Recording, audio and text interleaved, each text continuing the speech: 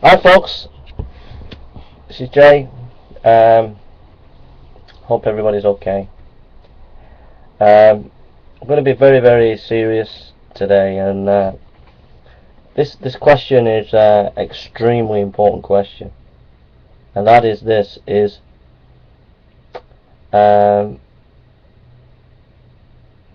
what is my honest, real assessment of the intellectual strength of atheism today? My honest, real assessment, without playing propaganda games, without trying to score points. Do the atheists have a really strong case or not against Christianity? What is my honest assessment after reading key books of atheists, such as God is Not Great, The God Delusion, The End of Faith, listening to many hours of atheist lectures, listening to many hours of YouTube videos by atheists over about 2 years, nearly every week, if not every week, every couple of days I've listened to atheists. So what is my honest assessment of the intellectual strength of atheism?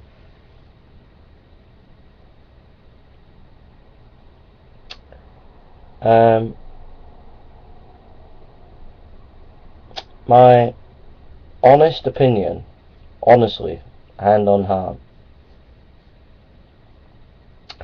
is there's no really serious, credible challenge against Christianity on the World Wide Web from atheists. That's my honest opinion. There's no real intellectual challenge to Christianity, and that's my honest opinion.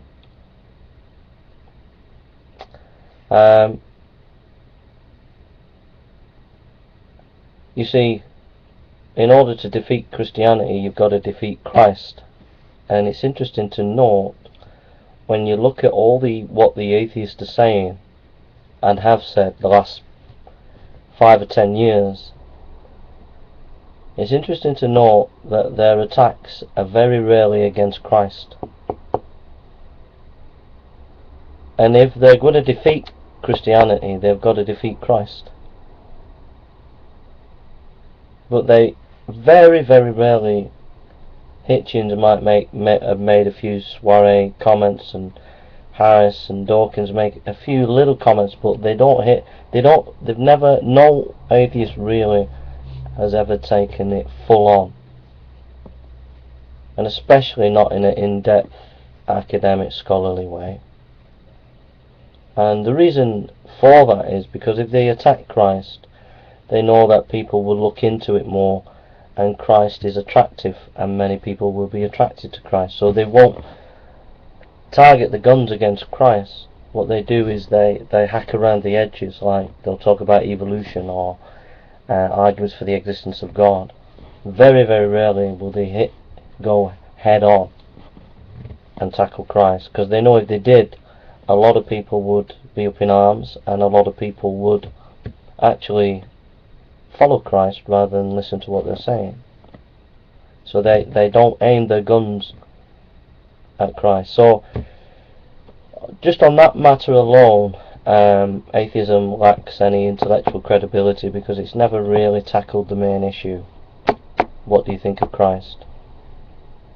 But dodged it for political reasons, because they know that as soon as they attack Christ, many people will rally to the cause of Christ. So it's kind of like an old military tactic that a Chinese general taught. You fight the edges rather than hit the enemy head on. You go for the side, and you take them down on the sides, and that's what the atheists have done the last 5 years. They've never ever really tackled Christ. Not really. I found most of the arguments that atheists use when they bring up stuff about evolution or Mithraism whenever you research it, whenever you go into depth and analysis and research it, I've always found that what they're saying is absolutely not correct. I've always found that. Every time I've gone away and done research on a subject, I've always found that they're not correct. And the third thing is, very few, not all, but most, not all, play lots of political shenanigans on YouTube. They're trying to pawn you, they're trying to ambush you, they'll edit your videos to try and make you look bad. So there's actually not a lot of intellectual honesty amongst the atheist YouTubers. Alright, the big time and small time, they're all manipulating their videos to attack Christians and creationists.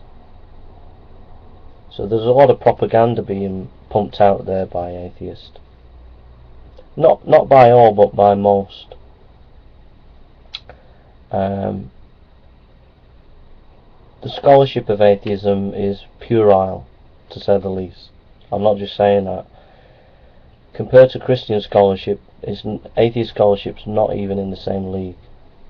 If you compare, for example, if you compare Richard Carrier as a historian to N.T. Wright as a historian who's a bishop, evangelical bishop, you compare the two scholarships, there's a big difference. N.T. Wright's a giant. He's an absolute giant. He's a Christian and he's a giant. I don't agree with everything, but compared his scholarship to Richard Carrier's scholarship, who's an atheist, there's no comparison. When you look at the scholarship of an R.C. Sproul or an Al Muller and you compare it to a Hitchens or a Harris, again, there's no comparison. Our scholarship is far superior and far better, because our scholars deal with the best of the atheist. Their scholars never deal with the best of the theist. They never do. You don't believe me on that, have a look at Dr. Alistair McGrath's books, The Dawkins Delusion, for example, and look at the research that he does, and he'll tell you why the atheists like real scholarship. That's Alistair McGrath, The Dawkins Delusion. I've never met any argument that's ever stumped me, or any argument that's ever proved that there is no God, or any argument that has destroyed the Christian arguments. I've never met any. The atheists are good at bluster. They're good at smoke screening you, trying to blind you with science. What they're not good at is open, honest academic debates and open, honest dialogue. I'm not saying that the university campuses where atheists are active are like that, but certainly on the media circuit, social media, that is the case. I know that there's, on the ground, there are better atheists around. I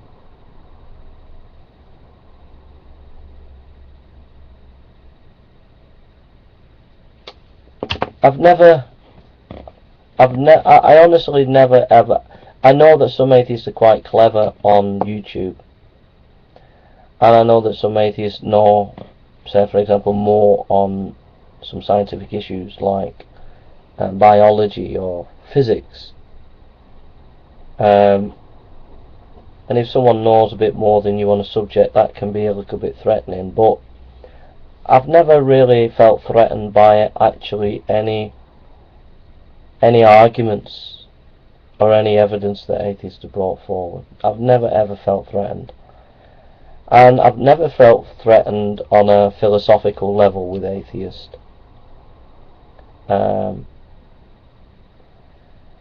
On the science bit, any science stuff that they've ever brought up, not being trained in that, I still go away, done the research, come back and found that they're not telling the truth. I've done that on a couple of videos.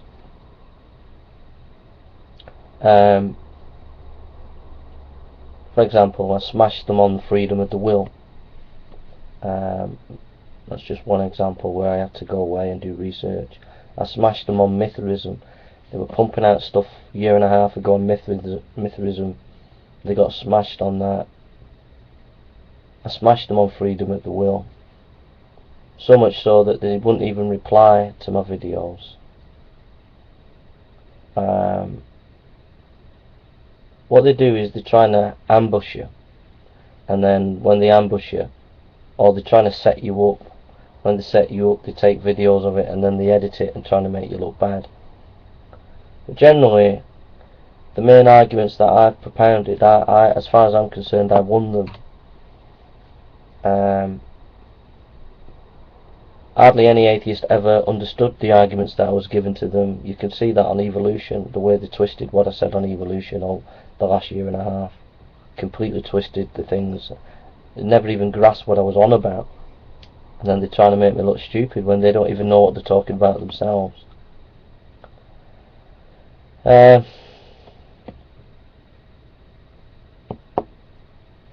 So, I can honestly say that atheism was never a challenge to me. I've never found it a challenge. I've never ever found it an intellectual challenge. I've always found that atheism was easy to debunk. I've never ever found atheism challenging. Never. I don't see I don't see anything in atheism. Honestly, I never have, never will. It's never ever been a threat in any shape or form intellectually. I do like the no-nonsense approach by some atheists. I do like that. You know, some of these atheists, they don't stand no messing. You just they want you to tell them straight. And if you can't tell them straight, that's it. I do like that. I do like the fact that they do believe in the importance of reason and rationality. What I don't like is they're just blinded by that. They don't think about anything else. And trying to take away Christian rights, that just gets really up my nose. I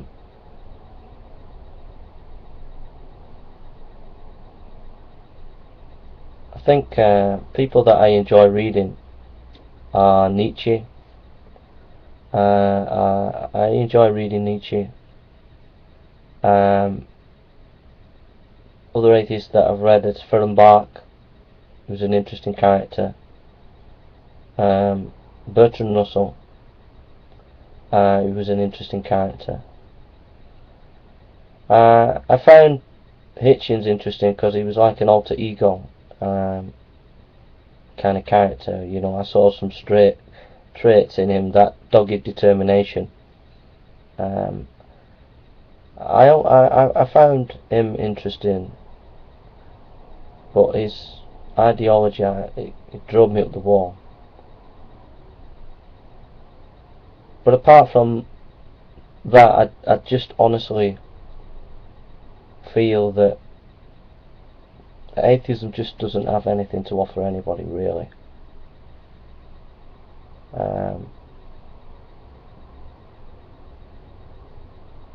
I think it's just narrow and limited, ironically enough. That's how I feel.